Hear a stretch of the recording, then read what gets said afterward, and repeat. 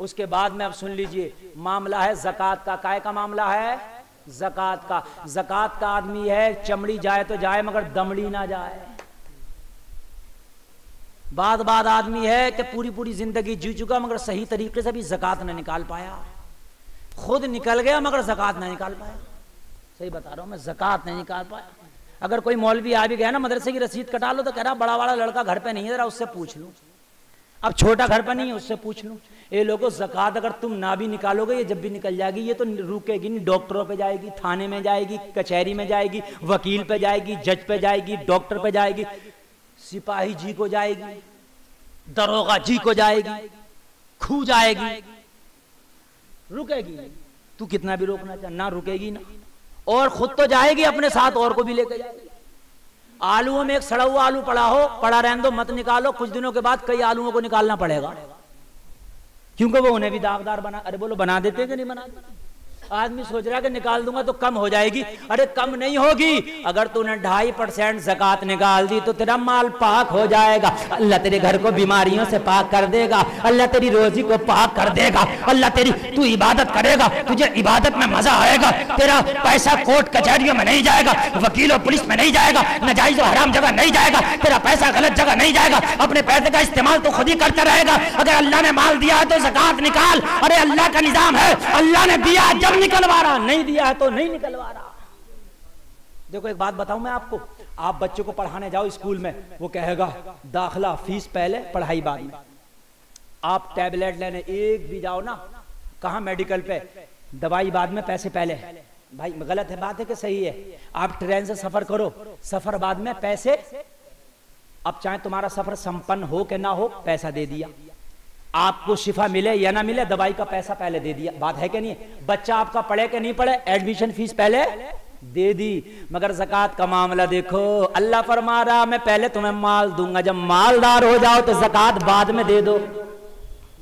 माल पहले, ज़कात बाद में। मगर बाद में भी निकालना नहीं चाह रहे आदमी। ये लोगों, दुनिया से चले जाओगे, मालों का मजा वो लेंगे जो तुम्हारे बेटे बेटियां घर पे रह गए, तुम्हारे खानदानी रिश्तेदार रह गए, और कब्र में पिटाइयां तुम्हारी होंगी, हिसाब तुम्हें देना पड़ेगा। इसलिए अपने जीते जी जो तुम्हारा बनता है, हर हाल में ज़कात निकालो। लुकमा बाद में खाओ, पहले माल का ज़कात निकालो। इंशाअल्लाह तुम्हारा माल फिर वो हलाल हो जाएगा, फिर वो तुम्हारा माल गलत जगह पे सर्फ नहीं होगा। समझ रहे कि नहीं समझ रहे? अब और आगे चलो, बस मेरी बात भी खत्म हो गई और मेरा टाइम भी खत्म हो गया। सुन लीजिए, ज़कात हो गई, हज भी हो गया ना, हो गया। अब एक रोजा,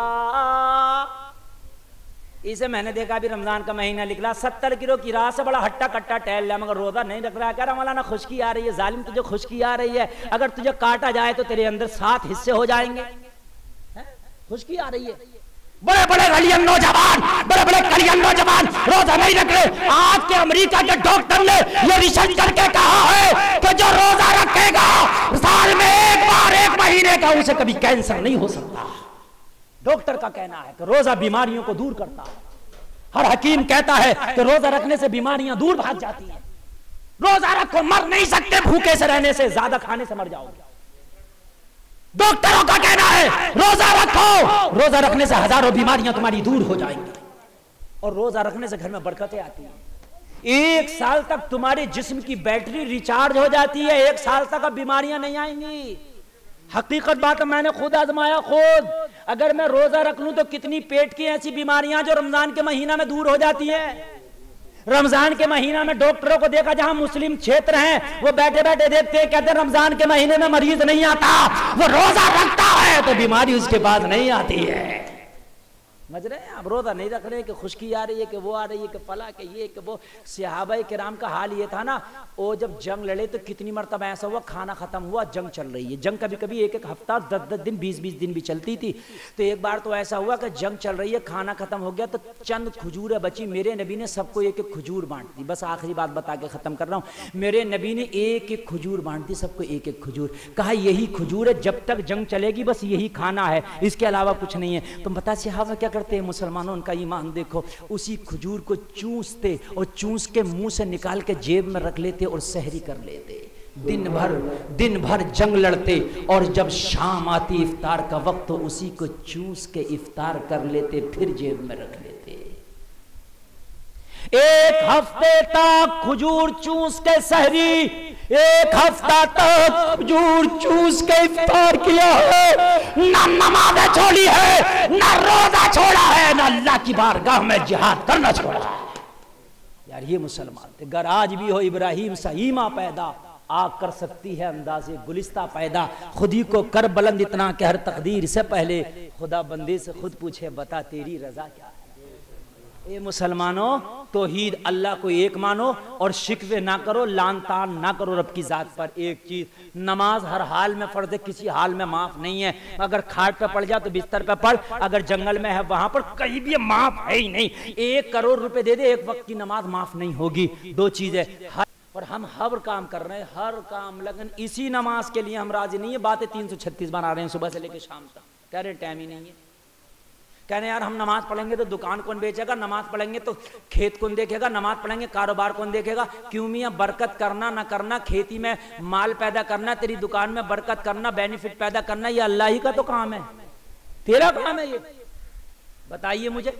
कह रहा मैं क्या करूंगा, क्या गरीबों ने नमाज नहीं पढ़ी है?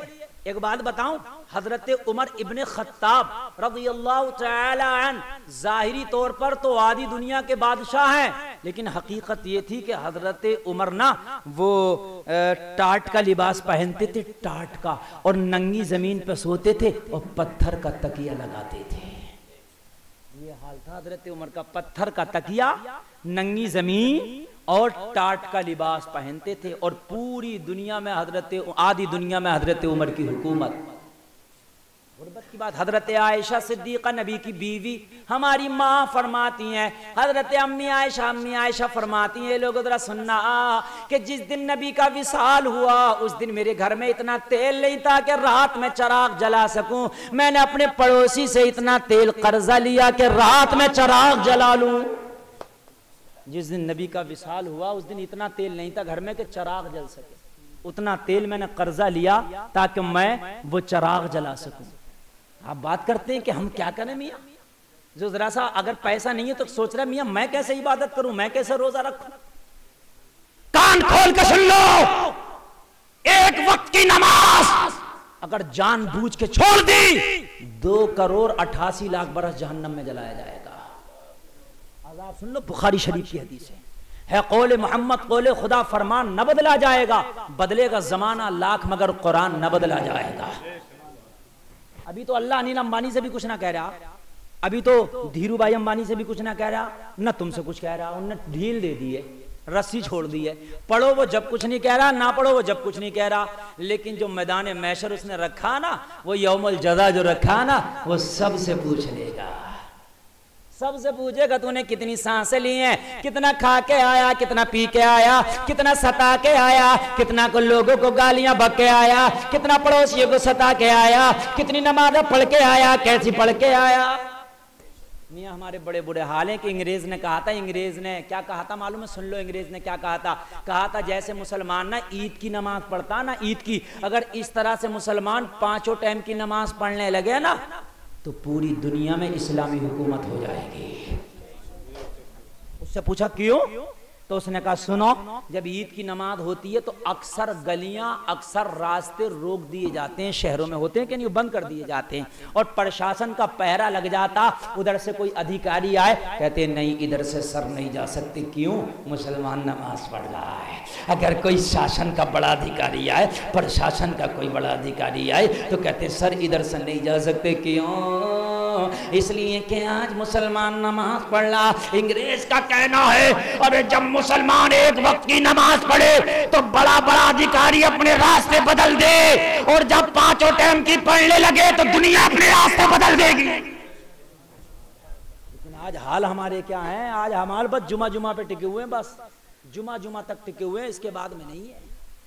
जैसे जुमा तुम्हारे ऊपर फर्ज है ना, वैसे ही 5 वक्त की नमाज फर्ज है मुसलमान में, कोई ज्यादा नहीं है। तुम सोच रहे हो कि जुमे की फर्जियत ज्यादा है और 5 वक्त की कम है, जितना जुमा है उतना ही। और एक वक्त की छोड़ने का तुमने अजाब भी सुन लिया, कितना है सुन लिया कि नहीं सुन लिया आपने?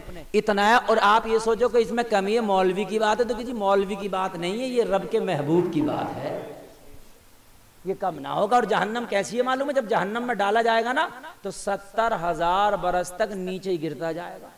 70,000 बरस के बाद जाके उसकी तह में लगेगा।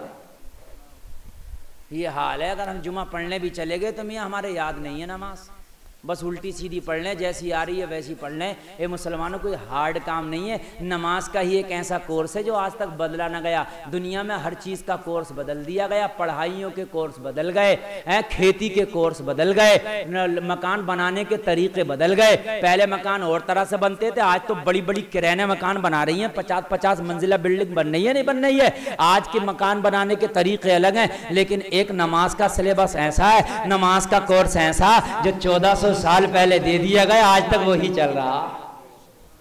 फजर की जो पहले होती थी आज भी वही हो रही है। मगरिब जोहर इशा जो होती थी वही आज भी हो रही है। कोई फर्क ना कमी है ना ज्यादती है। एक बार नमाज याद करो, लाइफ टाइम चलती रहेगी। एक बार याद नहीं हो रही, बताइए मुझे है क्या नहीं है? नेताओं की सब बातें याद हो गई, दुनिया वालों की सारी बातें याद हो गई, खुराफातें बहुत याद हो गई। खुराफातें तो इतनी याद हो गई, अगर बोलेगा तो 10 मौलवियों को ना बोलने देगा, चुप कर देगा। बात आदमी इतना बोलने वाला बुलैया पड़ा, मगर नमाज ही याद नहीं है। बताओ यार, मुझे अफसोस की बात है कि नहीं मुसलमानों? अगर आदमी चाहे ना तो 10 दिन के अंदर नमाज याद कर लेगा। ओनली 10 दिन नमाज।